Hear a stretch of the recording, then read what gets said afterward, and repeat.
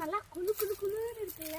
ஆமா தங்கம், அதனாலதான் அம்மா மரத்துக்கடியில வந்து நல்லா உட்காந்துட்டேன். இந்த குளு குளுன்னு இருக்கு இந்த இடம்.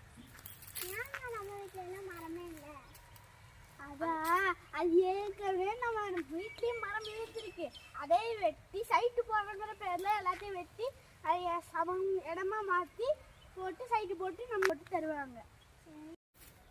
ஆமா தங்கம், நம்ம இருக்கிற இடத்துலயும் நிறைய மரங்கள் இருந்துச்சு. அவங்க காசுக்காக ஆசைப்பட்டு எல்லாத்தையும் வெட்டி போட்டு நம்மளுக்கு சைட்டா கொடுத்துட்டாங்க. நம்மளும் அதை வாங்கிட்டோம். ஆனா நம்ம என்ன பண்ணணும்? இனிமேல் அதே இடத்துல மரம் வச்சு மரம் வளர்க்கணும். அப்துல் கலாம் என்ன சொல்லியிருக்காரு? நிறைய மரங்கள் வளர்க்க சொல்லியிருக்கிறாரு. அதனால நம்ம நிறைய வளர்ப்போம். வாங்க. என்ன நடக்குதுங்க? குழந்தைகளுக்கு மரம் வளர்க்கணும் அப்படின்னு சொல்லிட்டு இருக்கேன்.